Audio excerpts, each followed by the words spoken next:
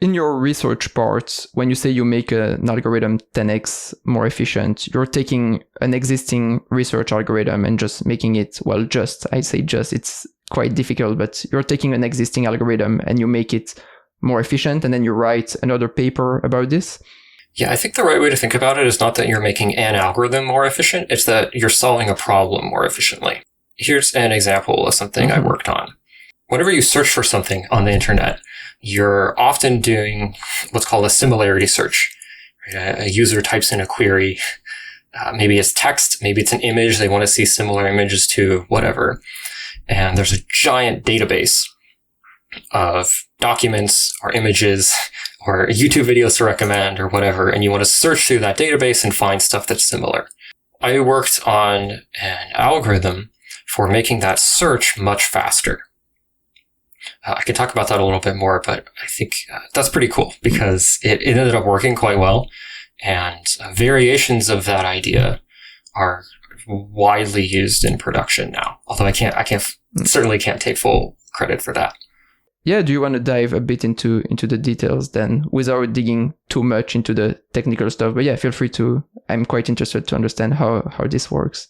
Sure. So we already kind of set out the problem. We have a query and then we have a database, and we want to find the most similar entries in the database to the query. A way that you commonly do this is turning everything into vectors or embeddings. If you aren't familiar with an embedding, it just means you turn your input into a fixed length sequence of numbers.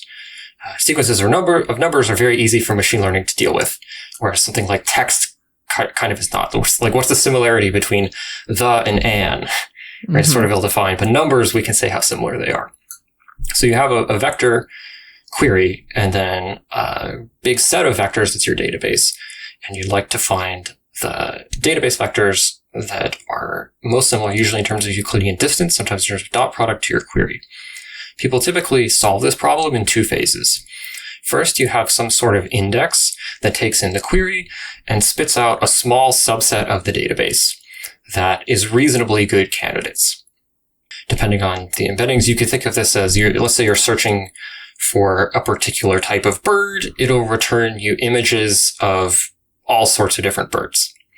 Right? Like pretty good-ish shortlist, but probably not, it won't directly get you to what you want. Once you have that shortlist, you scan through it almost by brute force and just comparing every one of those embeddings to your query. And then you just see which one or which 10 or however many results you want to present are the most similar. I developed an algorithm for making that scan part much faster. I won't get into the details, but you could think of it as we compress the vectors a lot, but we compress them into a form where we can check the similarity without decompressing them. And in particular, a way that runs super, super fast on CPUs. That was kind of the contribution there. Okay, cool. And so you do some research to make things faster. Basically, you get passionate about this. And I think it's interesting because usually in research, people are kind of interested by building new algorithms, finding, the next building ChatGPT or building a new deep learning algorithm. In your case, it was more about, kind of building new algorithms, but also making things more efficient. Like, why did you get interested in this efficiency thing? How did this come up? So there are really two parts to that question. One is how did you get into it? And the second is why did you stay? So how did I get into it?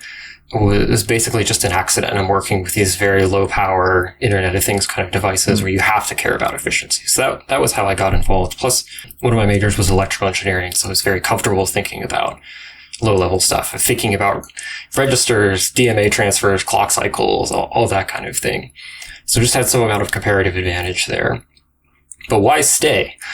Aside from the comparative advantage, efficiency is, I would argue, exceptionally important.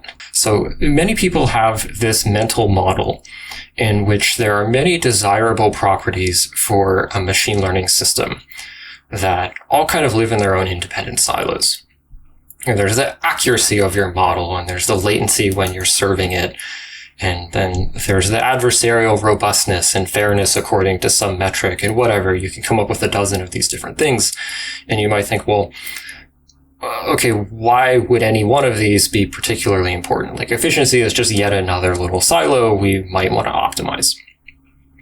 So that mental model is wrong. What efficiency actually is the currency that lets you buy whatever else you want.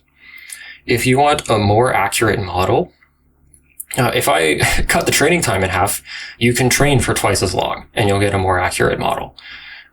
Or you could train twice as large a model. It'll probably be more accurate. If you can't, maybe if you're very data limited, maybe neither of those will help. Well, okay, then you'll tune more hyperparameters in the same amount of time and you'll get a more accurate model.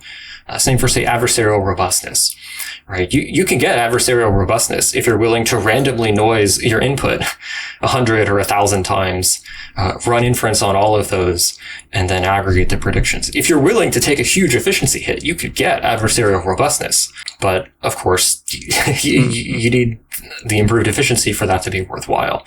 So what I would argue is that by improving efficiency for various notions of efficiency, like training time, inference latency or throughput, maybe just cost, or even sample efficiency, you can kind of buy whatever it is that you care about in your particular application. So that's why I think about efficiency and more than anything else and continue to work on that particular angle.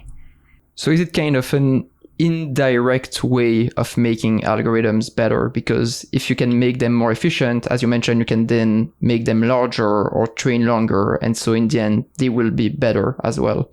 Definitely. If you want an oversimplification, making something more efficient is kind of just making it better.